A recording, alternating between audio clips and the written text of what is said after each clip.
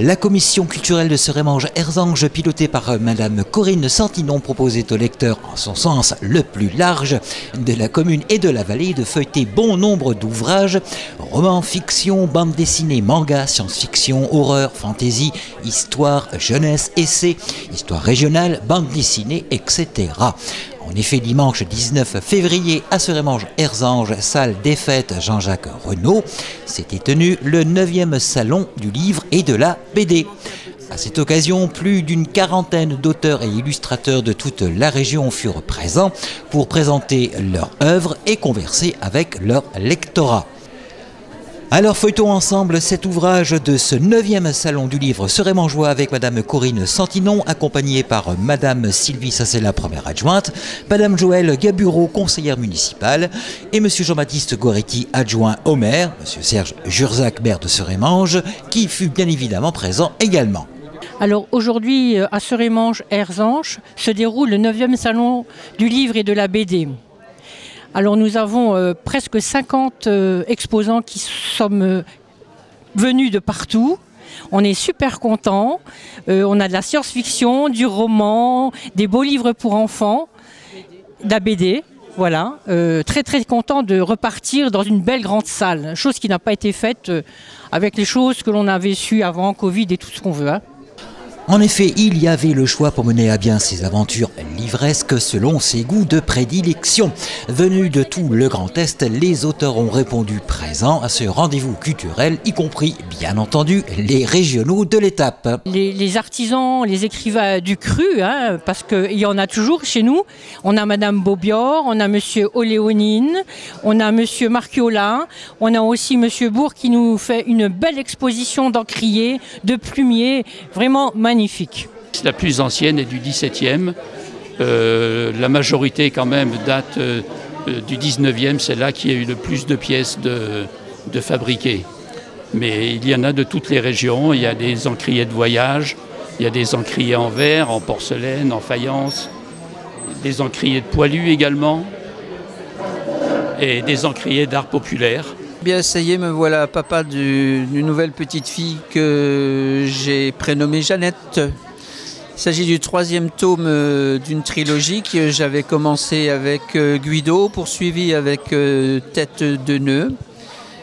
Et voici donc Jeannette raconte un périple qu'elle a eu à parcourir avec Guido. Je ne veux pas en dire plus. Parce que précisément dans ce 3e tome, Guido se tait. Il ne dit rien. Pourquoi? Je vous laisse la surprise. Je suis un fidèle de ce salon du livre de Serémange, parce que Serémange c'est une ville que j'aime bien. Et puis nous avons le 3 septembre au théâtre de Serémange, un superbe spectacle autour du thème de Lilith, la première femme d'Adam, la femme révoltée sur le thème de la révolte des femmes, avec spectacle total, avec du théâtre, de la musique, des photos. Voilà, tout ça c'est le 3 septembre et la municipalité met à notre disposition le théâtre et ça c'est magnifique et j'espère qu'il y aura beaucoup de monde et je vous invite à nous rejoindre le 3 septembre à partir de 19h30 au théâtre municipal de Serémange. Toute petite correction, Marc Olénine vous donne rendez-vous en fait le vendredi 3 mars 2023 à 20h30 au théâtre de Serémange-Erzange pour Lilith la révoltée et le curé de Machepy. Invitation à un voyage intégral. Nous allons poursuivre notre petite aventure culturelle au gré des allées de ce 9e salon du livre serémangeois où l'on va aller à la rencontre aussi bien d'auteurs habitués des salons du livre et notamment celui de Serémange-Erzange, mais également ceux et celles dont Serémange est une première, notamment pour présenter leur première œuvre, comme par exemple Rosa Nobile Adam pour La nuit du temple écrin. J'ai écrit ce livre l'année dernière, en un an.